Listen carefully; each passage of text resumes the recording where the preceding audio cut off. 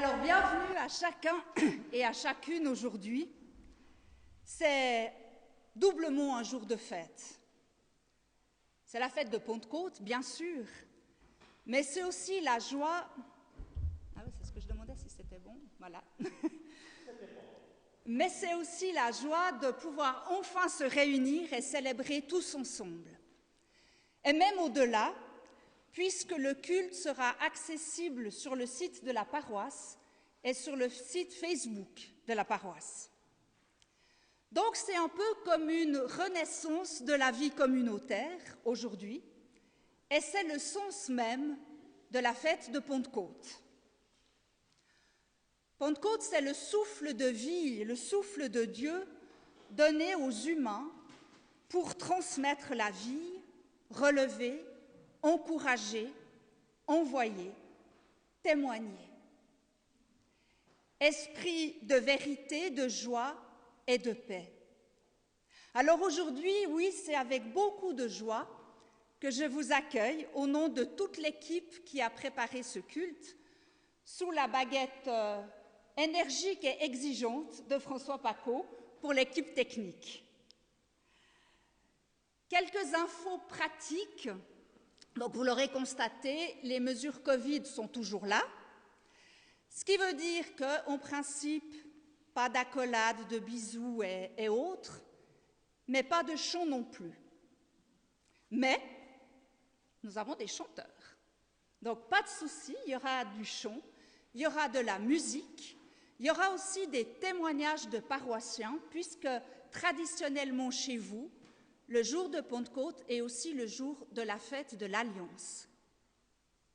Et une dernière petite chose, pour ceux qui ne m'ont encore jamais vu que les circonstances étaient quand même un peu particulières, je m'appelle Laurence Raymond et je suis pasteur remplaçante dans la paroisse jusqu'à la fin du mois prochain, puisqu'on n'est tout juste pas encore en juin.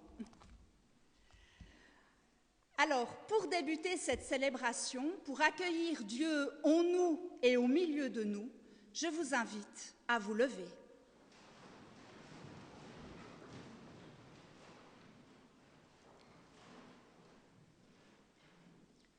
Nous prions. Seigneur, au commencement de ce culte, nous savons que tu es là et que tu nous attends. En répondant à ton invitation, nous avons fait le choix de t'ouvrir notre cœur. Tu es le vivant au milieu de nous, et c'est en ton nom que nous sommes réunis. Alors, Seigneur, accorde-nous de t'accueillir et de te rejoindre. Amen.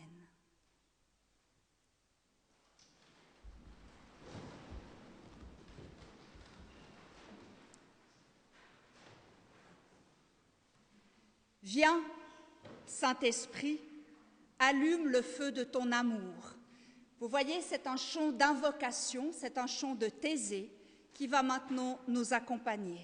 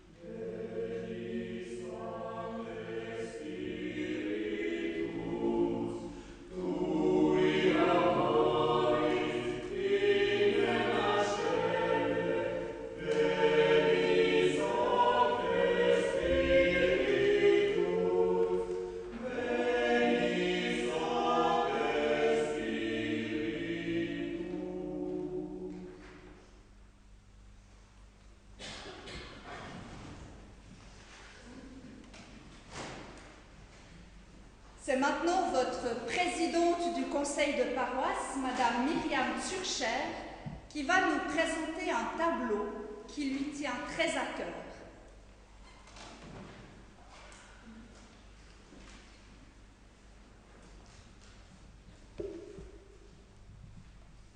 Je vous ai apporté ce tableau que j'aime beaucoup. Je l'ai choisi avec mon mari il y a une dizaine d'années et depuis, il m'accompagne chaque jour. Il évoque pour moi des personnes qui se dirigent vers un temps, la puissance qui entoure cette rencontre avec Dieu et aussi la force qui nous est donnée par le Saint-Esprit. La peintre, Brigitte Scharrer, a intitulé ce tableau « Invitation » et elle a encore complété « Invité, quelle est ta réponse ?» Je propose de vous laisser inspirer par cette question et par ce que peut évoquer pour vous ce tableau.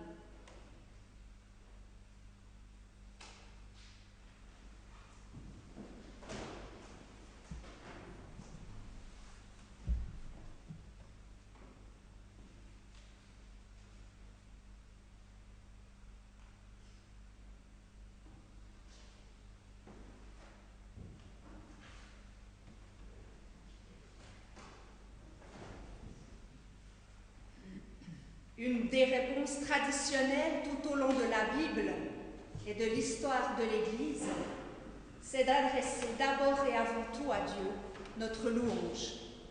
Et c'est Myriam qui va nous conduire dans la louange.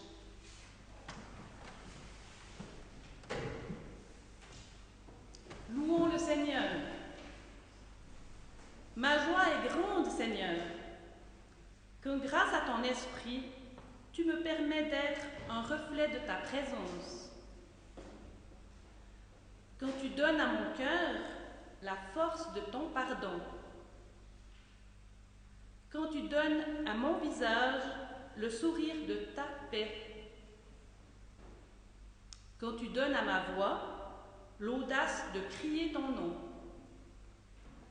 Quand tu donnes à tout mon être le courage d'être ton témoin. Ma joie est grande, Seigneur. Amen.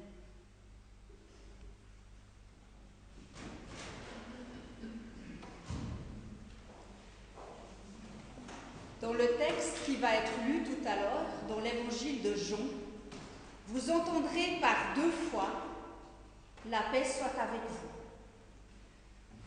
Donne la paix, Seigneur, à qui se confie en toi. Un chant de Thésée.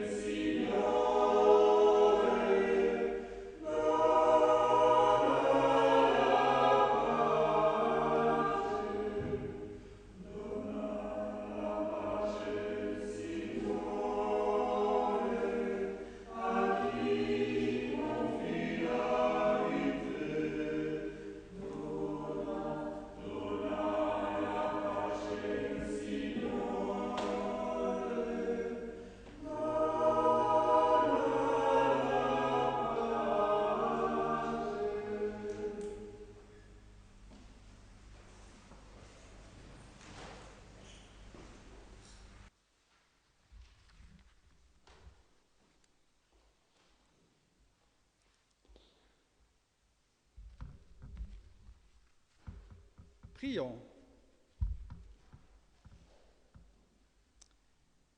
Esprit Saint, tu es le parfum de Dieu qui remplit l'univers.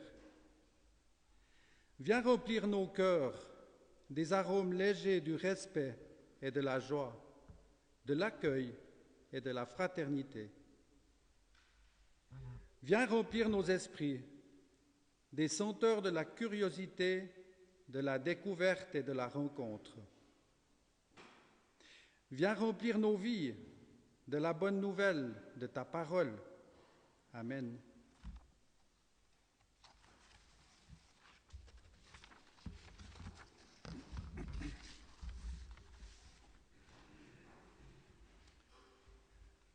Nous lisons dans le livre de la Genèse, au chapitre 2, les versets 5 à 8. Le Seigneur Dieu prit de la poussière du sol et en façonna un être humain. Puis il lui souffla dans les narines le souffle de vie, et cet être humain devint vivant. Ensuite, le Seigneur Dieu planta un jardin au pays d'Éden, à l'Orient, pour y mettre l'être humain qu'il avait façonné. Gloire à toi, Seigneur.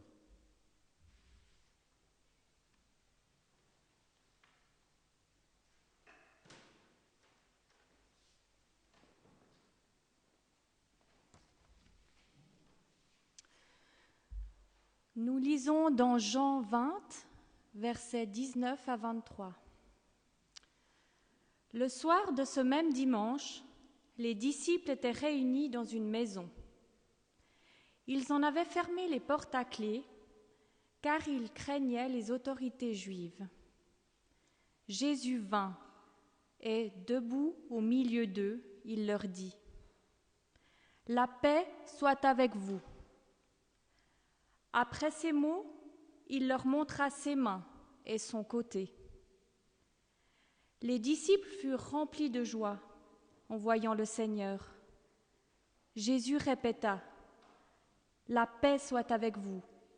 Comme le Père m'a envoyé, moi aussi je vous envoie. » Après cette parole, il souffla sur eux et leur dit : « Recevez l'Esprit Saint. Ceux à qui vous pardonnerez, les péchés seront pardonnés. Ceux à qui vous refuserez le pardon, ils ne l'obtiendront pas. »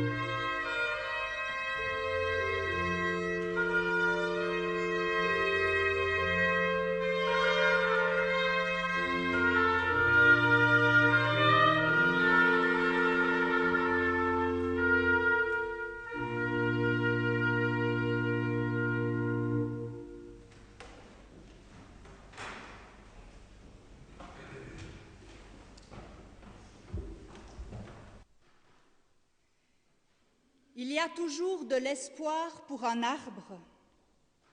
Quand on le coupe, il peut encore repousser et donner des bourgeons.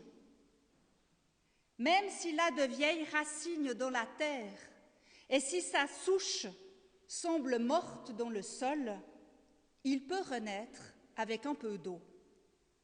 Il produit alors des branches, comme un arbre tout jeune. J'ai découvert ce verset de Job, au chapitre 14, en me baladant au bord du lac de la vallée de Joux, entre l'abeille et les bious. Il y a un chemin méditatif. C'est ma petite page publicité. C'est très, très beau. Il faut y aller. Et en lisant ce texte et en regardant autour de moi, j'ai vu plusieurs souches qui justement commençaient à reverdir. Et j'y ai vu comme une magnifique image, bien sûr de la puissance de la vie, mais aussi de la vie de l'esprit, du souffle de Dieu. D'une souche morte, la vie rejaillit. D'une communauté moribonde, celle des disciples, totalement renfermée sur elle-même, terrifiée, de cette communauté-là va naître l'Église. Toujours là, vous en êtes la preuve, 2000 ans plus tard. Nous voilà réunis, oui, aujourd'hui, après 2 mois et demi presque de confinement, pour dire notre foi, notre joie, notre reconnaissance, pour renouveler notre engagement à la suite du Christ. Puissance de l'esprit. Si vous avez été attentif à la lecture de l'évangile de Jean, vous aurez constaté que Jésus ne fait que souffler sur ses amis. Quoi de plus dérisoire qu'un souffle? Essayez de souffler et d'éteindre une bougie à 2 mètres, puisque c'est la distance réglementaire. Et puis en même temps, souffler le souffle, c'est un geste très concret qui peut sauver, qui peut concrètement sauver et redonner la vie. Le souffle, c'est la vie. Et Jésus leur insuffle son souffle, sa respiration, comme Dieu l'a fait sur Adam pour le rendre animé, pour le rendre vivant. Et les disciples reçoivent cette force. Et les disciples trouvent le courage de se reprendre, de se relever, de sortir et d'aller répandre à leur tour le souffle reçu jusqu'à nous aujourd'hui. Mais peut-être que vous avez senti comme un paradoxe le souffle de Dieu, qui est parfois si discret qu'on ne le ressent pas, ou à peine. Ce même souffle peut faire des choses extraordinaires, comme relever cette communauté, cette toute petite communauté de disciples, complètement amortie. Fragilité et puissance tout à la fois.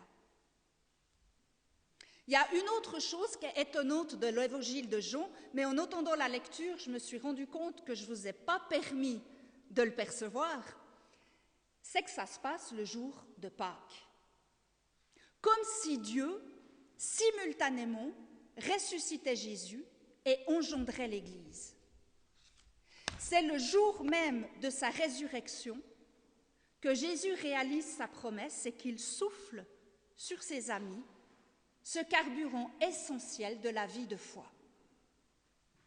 Et il est tellement confiant qu'il les envoie immédiatement pour suivre son œuvre. Comme le Père m'a envoyé, moi aussi, je vous envoie. Immédiatement partenaire. Oui, le Christ s'en remet à nous pour annoncer comme lui que Dieu est pardon et amour. Et il nous donne ce dont nous avons besoin pour le faire, d'une part l'esprit et d'autre part la paix, et par 2 fois. que la paix soit avec vous. Il y a encore un autre élément très important quand on parle de l'esprit. C'est l'esprit qui rend pour nous, vivante et personnelle, la parole de Dieu, qui nous permet de témoigner et de répondre à cet amour. Et mieux que moi, M. Bouillon va vous en parler.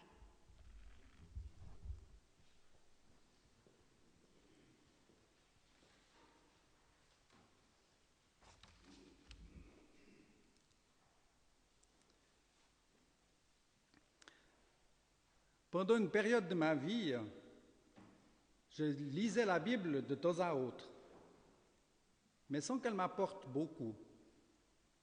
J'avais de la peine à la comprendre.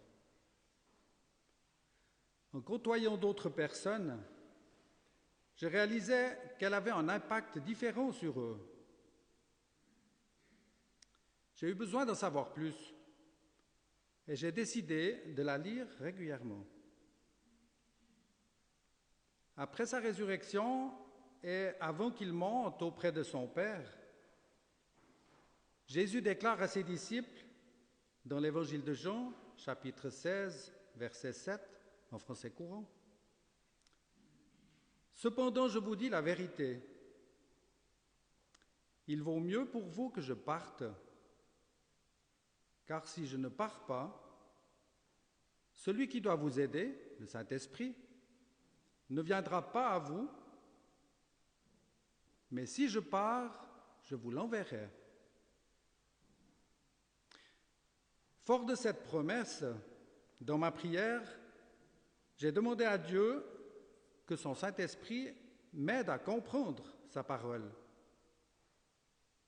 pour que je puisse la mettre en pratique dans ma vie de tous les jours. À partir de ce moment-là, ce ne fut plus un devoir de la lire, mais une envie de découvrir ce que Dieu voulait me dire. Aujourd'hui, elle me conduit, elle m'aide à faire des choix, à prendre des décisions, et surtout, elle est porteuse d'espérance dans ces temps troublés.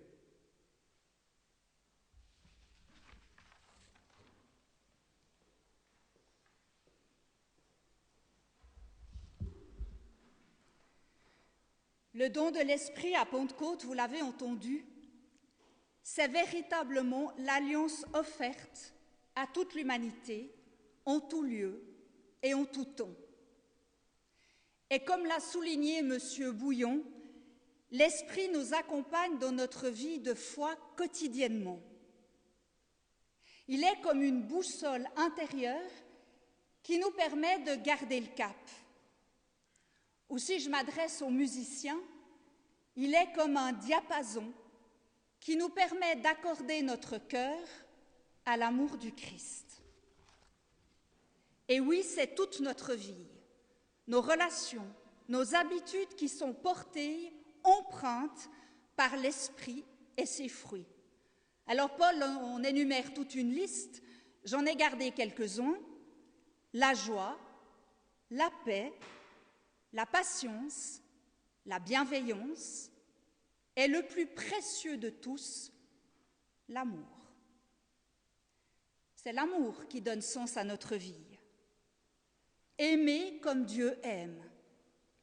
Inventer de petits et de grands gestes dans la vie quotidienne et avec nos tout proches pour témoigner de cet amour.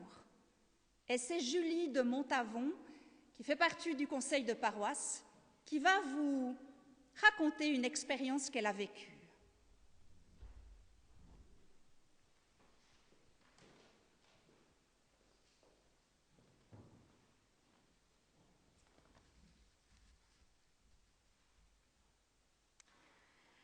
Alors aujourd'hui, j'ai choisi de partager avec vous le livre qui s'appelle « Va dove ti porta il cuore » « Va où ton cœur te porte » de Susanna Tamaro.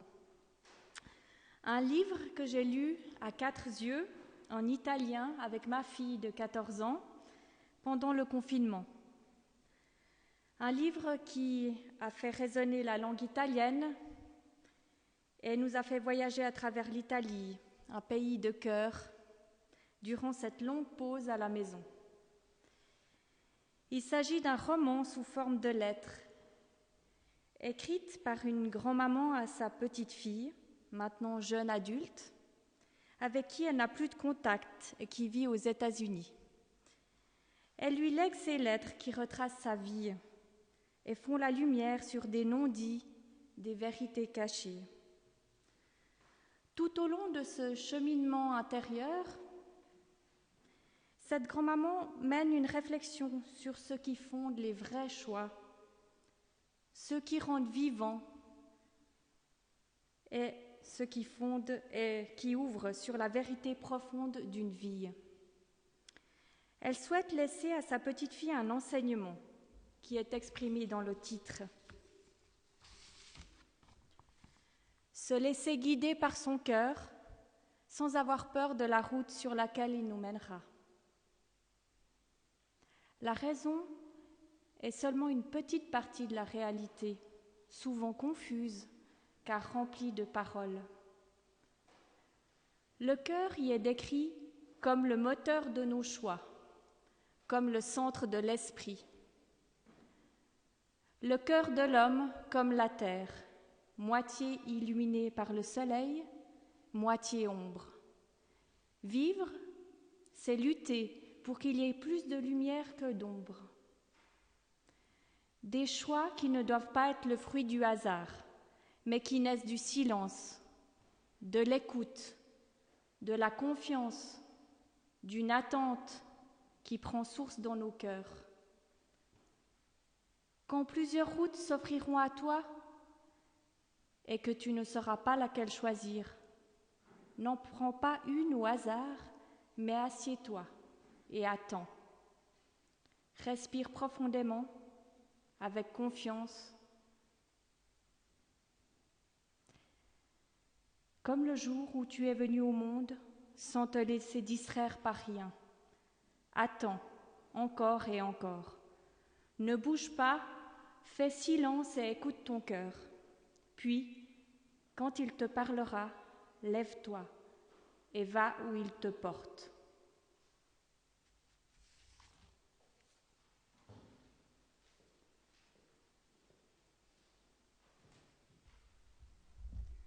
Après ça, il me reste à conclure. Conclure sous forme d'un souhait pour les uns et pour les autres. Qu'en ce jour de reprise des célébrations, qu'en ce jour de Pentecôte et de fête de l'Alliance pour votre paroisse, que ce souffle ténu qui nous est adressé personnellement et communautairement renouvelle notre vie de foi, nous inspire dans notre vie personnelle et paroissiale. Amen.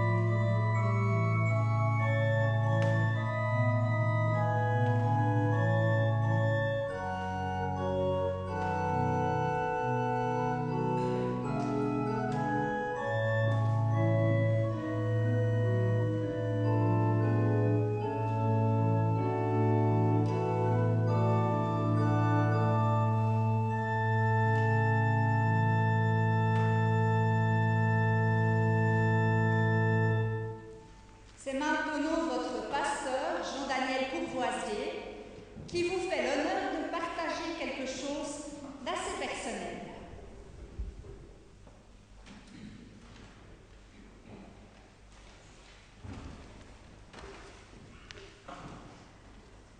Ayant grandi avec mes deux sœurs, entre un père profondément incroyant et une mère très chrétienne, c'était par exemple le cas du grand docteur de l'Église, Saint Augustin lui-même. Mon père n'aurait pas souhaité nous transmettre l'éducation religieuse, mais je considère comme un privilège d'avoir eu, en vie, une maman chrétienne qui a cherché à introduire ses 3 enfants à la foi chrétienne. Et je me souviens qu'enfant, ma mère nous lisait les petites brochures racontant le Nouveau Testament avec les magnifiques dessins de l'artiste hollandais Kees de Kort. Et c'est à lui que je dois ma première passion pour la personne lumineuse de Jésus. Vêtements amples, grandes mains et surtout grands yeux noirs profonds, souvent écarquillés devant le miracle opéré par Jésus. Tout cela m'invitait constamment à la contemplation et à l'étonnement. Zachée, le collecteur d'impôts qui se dépêche de descendre de son arbre pour rencontrer Jésus. Ici, vous avez la guérison de la fille de Jairus. Mon préféré était ce paralysé que 4 amis fidèles amènent au maître en le faisant descendre par le toit.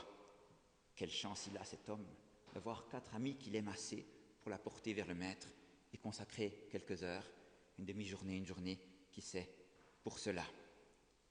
Comme ces innombrables hommes et femmes du récit, mes yeux et ma bouche, grands ouverts d'étonnement, étaient entraînés dans cette question qui parcourt les rencontres et les guérisons opérées par Jésus. Mais qui est-il, celui-là, à qui même les vents et les réalités du monde physique obéissent? La Bible est bien sûr le livre qui a changé ma vie le plus en profondeur, puisque ça m'a amené à devenir professionnellement pasteur et que j'ai fait le pas. La figure lumineuse du Christ, bien plus que les passages interminables de Jérémie, par exemple, ou comme m'écrivait un copain pourtant chrétien, Dieu lui-même semble s'acharner sur son peuple à longueur de page, la figure lumineuse de Jésus représentée par Kees de Kort et de ses amis aux grands yeux y est pour beaucoup. Pour quelqu'un qui aime énormément les livres, qui voulait devenir traducteur-interprète dans son enfance, la Bible représente une occasion unique. Quelle chance! 66 livres, comme autant de points différents, écrits sur une longue période, une magnifique bibliothèque. Et le Nouveau Testament, vous l'avez compris, reste mon domaine d'études de prédilection. Une de mes passions pendant les études académiques, c'était d'apprendre des paragraphes entiers de la Bible par cœur, en hébreu et en grec post-classique. Une merveille pour moi qui adore les langues. La lecture de la Bible, avec centralement la figure lumineuse de Jésus, ne cesse jamais de me surprendre et de m'étonner.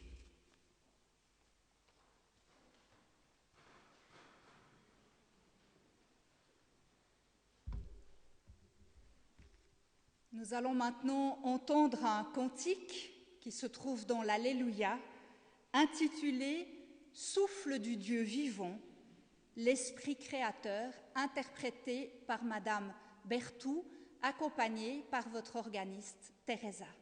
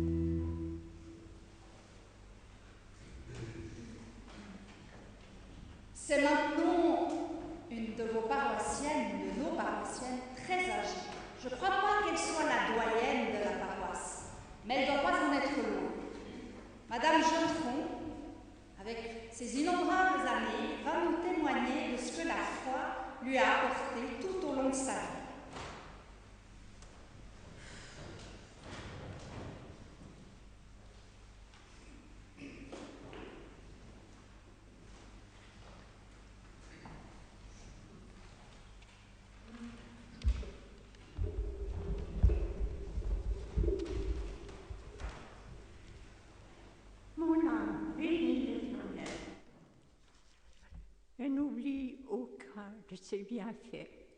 Que tout ce qui est en moi bénisse son saint nom. Depuis le jour de ma confirmation en 1940, de mon baptême demandé par mes parents en juillet 1924, c'est la 80e fois, la 80e fois qu'il m'est donné la joie de vivre la fête de Pentecôte. Quelle que fût la couleur du temps, ce jour-là, le Seigneur était là. Et par son Saint-Esprit, merci à celles et ceux qui m'ont montré le chemin dès ma tendre enfance, car c'est de cette période que l'on garde ces précieux enseignements et que ces derniers ne s'oublient pas. Ils deviennent ainsi autant de sources de paix, de sérénité durant le grand âge qui est le mien.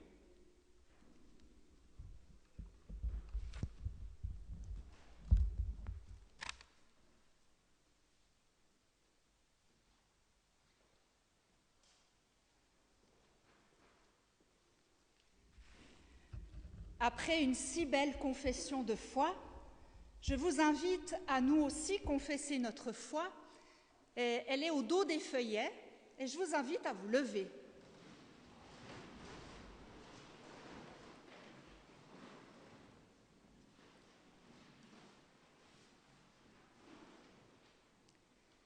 Alors tous ensemble, j'appelle Dieu, la source de toute vie, ce jaillissement créateur, toujours nouveau, qui nous précède, inlassable, et qui nous fait vivants. J'appelle Christ, cet homme, Jésus, Fils du peuple, pauvre parmi les pauvres, lumière des révoltés, rappel des résignés. Cet homme devenu homme, Dieu, par sa vie d'amour, par sa mort d'espoir, par sa vie malgré tout. J'appelle Esprit de Dieu, cette présence aujourd'hui, force de lutte qui nous rassemble pour nous rendre responsables les uns des autres, qui nous envoie comme nous sommes, devenir les mains de son agir, les voix de son appel et le cœur de son accueil. Amen.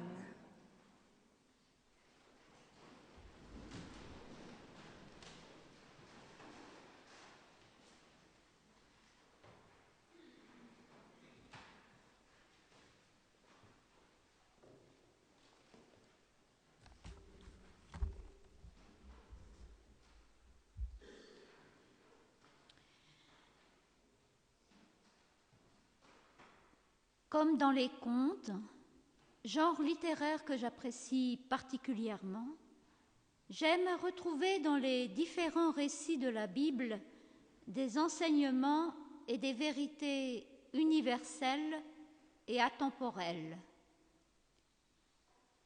Et dans celui de la Genèse, ce qui m'interpelle encore et toujours, c'est le fait que, je cite, « Dieu créa l'être humain comme une image de lui-même ».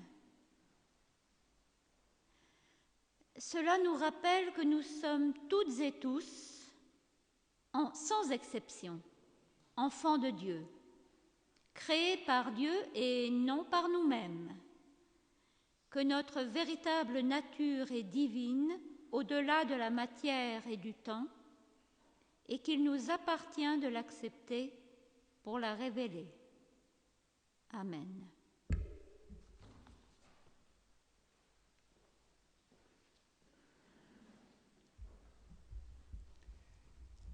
Madame Caboussa a prononcé deux mots très importants. Enfants de Dieu. Nous sommes accueillis et adoptés comme enfants de Dieu. Et c'est parce que nous sommes enfants de Dieu que nous pouvons nous adresser à lui sans crainte, librement, tels que nous sommes. C'est parce que nous sommes enfants de Dieu que nous pouvons maintenant lui adresser notre prière d'intercession. Je vous invite à prier. Esprit de Dieu, souffle sur nous.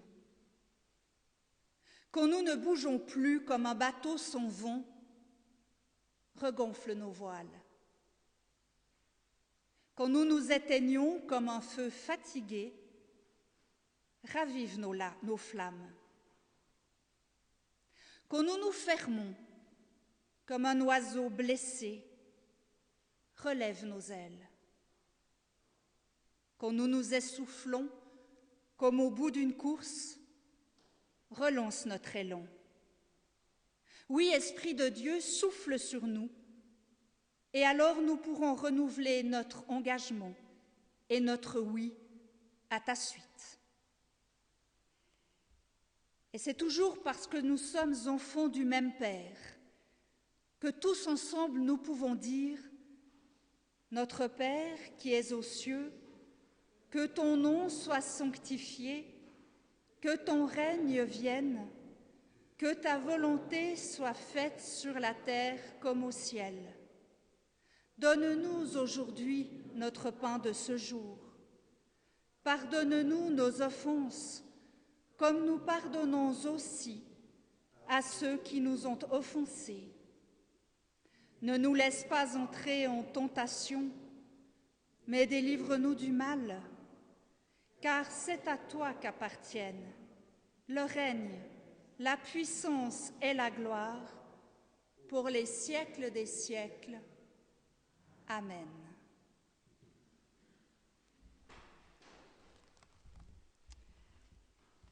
Quelques annonces. Dimanche prochain, il n'y aura pas de culte parce que c'était un spéléo-bible qui était prévu et vous imaginez bien que ça ne va pas être possible. Mais par contre, on vous attend, j'ai envie de dire de pied ferme, non quand même, chaleureusement, le 14 et le 21 à Apple pour des cultes patrimoine. Et puis je vous invite à réserver déjà la date du 28 juin puisque Christine Courvoisier et les jeunes vous préparent un culte, même si, voilà, il y a encore un certain nombre d'inconnus. Comme il y a une reprise, il y a aussi la reprise des cafés Théo à la cure d'Apple, aux horaires habituels. Ça sera les vendredis 5 et 19 juin. Vous pouvez donc retrouver le culte sur le site de la paroisse et sur le site Facebook de la paroisse, au cas, voilà, quelque chose vous aurait échappé. Et puis, voilà, 2 mois sans culte, vous imaginez bien que pour les finances paroissiales, c'était un peu douloureux. Alors je vous invite chaleureusement à nous aider à soutenir les activités de la paroisse. Et puis même ceux qui nous regarderont par Internet pourront le faire, puisque la paroisse a mis en route un Twint. Alors pour ceux qui ne connaissent pas, c'est avec le Natel, et puis ça verse directement, si on met image, puis qu'on Twint, enfin qu'on se met sur le dessin, eh bien on arrive directement sur le compte de la paroisse et on peut verser la somme qu'on a, si on a oublié son porte-monnaie aussi. Et ça sera aussi donc sur le site Internet, ce qui fait que les personnes qui vont suivre par Internet pourront elles aussi, participer, alors cette fois concrètement et financièrement, à la vie paroissiale. Il faut juste faire une petite remarque, c'est que les dons, comme ceux que vous allez faire maintenant, les dons par Twint sont anonymes. Donc, n'attendez pas de remerciements si vous faites de cette manière-là. Monsieur Bouillon Monsieur Eric me montre que c'est des boîtes. À la sortie, il y en a 2 avec une très très grande ouverture, donc même les billets de 1000 sont bienvenus. Il y en aura 2 pour pas qu'il y ait un embouteillage, toujours à cause des mesures du Covid. Et puis, avant de vous bénir, quand même remercier toute l'équipe de préparation. Alors, je ne vais pas nommer tout le monde, mais il y a eu des chanteurs, des musiciens, un technicien, parce que François s'était mouillé jusque-là dans la technique, des intervenants qui ont eu le courage de partager avec nous quelque chose d'assez personnel, le concierge, la commune qui a permis aussi qu'en mettant à disposition le matériel et qui va venir désinfecter aussi l'église, c'est toute cette équipe qui a fait en sorte que ce culte puisse avoir lieu aujourd'hui. Alors merci à chacun et à chacune. Je crois que François veut encore dire quelque chose. Dimanche prochain, il est possible de vous joindre au culte des paroisses voisines, par exemple à 10h à Donge, ou dans la paroisse de Saint-Prix-Lucie-du-Flon, à 10h aussi. Je ne suis plus très sûr du lieu. Vous pouvez trouver ça soit sur le site, soit dans le réforme. Alors, pour recevoir la bénédiction, je vous invite à vous lever.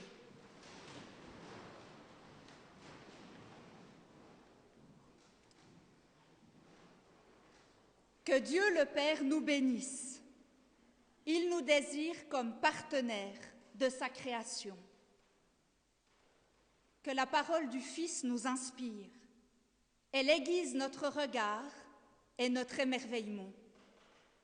Que le souffle nous saisisse. Il insuffle en nous sa vie, sa joie, sa paix, sa force. Oui, que Dieu, le Père, le Fils et le Saint-Esprit nous bénissent et nous gardent. Amen.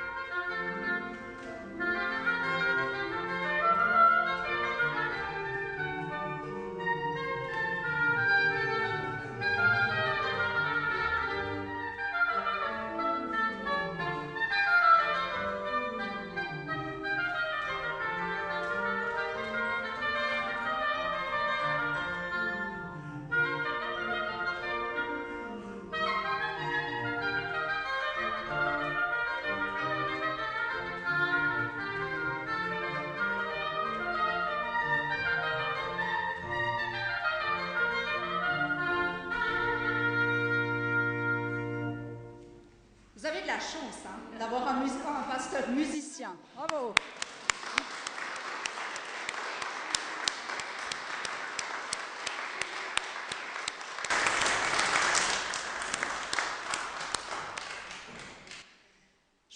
Je voulais aussi vous remercier, vous, de vous être déplacés. Pour nous, c'était un peu un gros point d'interrogation. Alors, ça a fait plaisir de voir que vous êtes là au rendez-vous. Je vais vous dire au revoir aussi maintenant, parce que vous imaginez bien que je ne vais pas pouvoir vous saluer de près à la sortie. Alors je vous souhaite à tous et à toutes une très belle journée ensoleillée. Il nous faudra autant de discipline pour sortir qu'on en a eu pour rentrer. Je vais donc demander aux gens qui sont sur le dernier rang de sortir, mais en faisant attention que ceux de gauche et de droite ne soient pas en même temps. Et tant que les personnes n'ont pas, je dirais, mis quelque chose dans la cousine, ils sont encore, je dirais, dans le hall de sortie, je demande aux autres de rester vers le seuil et de s'avancer seulement après. Quand le rang derrière vous est sorti, vous pouvez y aller, mais les gens de devant, pour le moment, restent assis.